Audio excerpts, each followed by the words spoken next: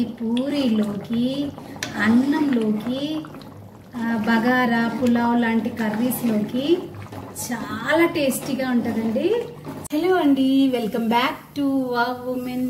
ఈరోజు అయితే మనం వెజ్ ప్రియులకి ఒక స్పెషల్ కర్రీ, సేమ్ చికెన్ లాగానే టేస్ట్ ఉంటుందండి. చికెన్ సూప్ లాగా ఆలు టమాటా సూప్ చాలా బాగుంటుంది. మనం స్టార్ట్ చేద్దాము. ఒక పావు కేజీ ఆలు తీసుకొని కుక్కర్లో ఒక విజిల్ వచ్చే వరకు ఉడకబెట్టాలండి.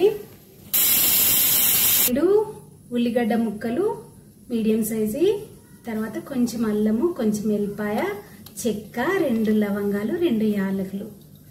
ఇవి మనం మిక్సీ జార్లో వేసుకొని లైట్ గా, మరీ మెత్తగా కాకుండా గ్రైండ్ చేసుకుందాం. ఒక 3 టీ స్పూన్స్ ఆయిల్ వేసుకొని కొంచెం జీరా వేసుకుందామండి. ఆవాలు, ఒక 4 మిరియాలు కాస్త వేగాక పచ్చిమిర్చి, కరివేపాకు, మనం పేస్ట్ చేసుకున్న మసాలా వేసుకొని బాగా ఫ్రై చేసుకుందాం. చూడండి, కాస్త గోల్డ్ కలర్ వచ్చినాక పసుపు వేసుకుందామండి. ఇప్పుడు ఇందులో టమాటాలు వేసుకుందాం. ఒక 2 టమాటాలు అండి.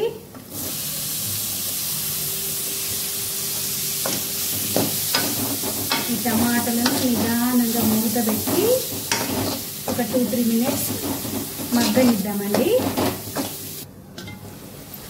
చూడండి, టమాటాలు బాగా మగ్గాయండి. ఇలా మగ్గుతూ బాగుంటుంది సూపు. ఇప్పుడు దీంట్లో కావాల్సిన మసాలాలు వేసుకుందాం. ఇప్పుడు ఆలుకు టమాటాకి అన్నిటికి సరిపోయేంత సాల్ట్ వేసుకుందాం. 1 టీ స్పూన్ అవుతుందండి. 1 టీ స్పూన్ కారము, ఒక 1/2 టీ స్పూన్ ధనియాల పొడి, 1 స్పూన్ కొబ్బరి పొడి. ఇది కాస్త వేగనివ్వాలి. ఇప్పుడు ఇందులో ఆలు ముక్కలండి, కొంచెం పెద్దగా కట్ చేసుకుంటే బాగుంటుంది. ఆలు ఉడకబెట్టినవి కాబట్టి మరీ ఎక్కువ ఫ్రై కానీ అవసరం లేదు, జస్ట్ కలిపితే సరిపోతుంది. ఇప్పుడు దీంట్లో సూప్కి తగ్గట్టు వాటర్ వేసుకుందాం.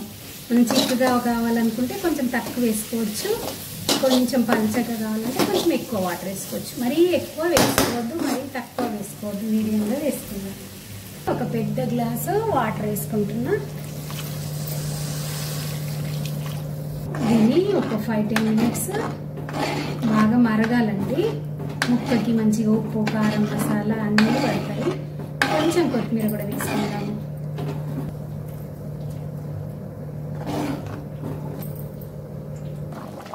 చూడండి, ఒక 6-7 మినిట్స్ తర్వాత అయితే బాగా మరిగింది.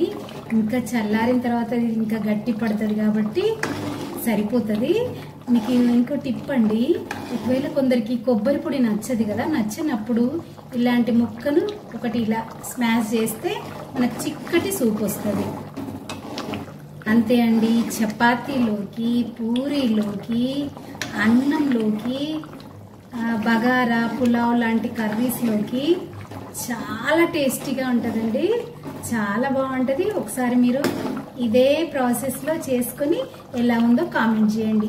థ్యాంక్ యూ అండి, బాయ్. ఈ వీడియో కనుక మీకు నచ్చినట్లయితే తప్పకుండా లైక్ చేయండి, షేర్ చేయండి, సబ్స్క్రైబ్ చేయండి.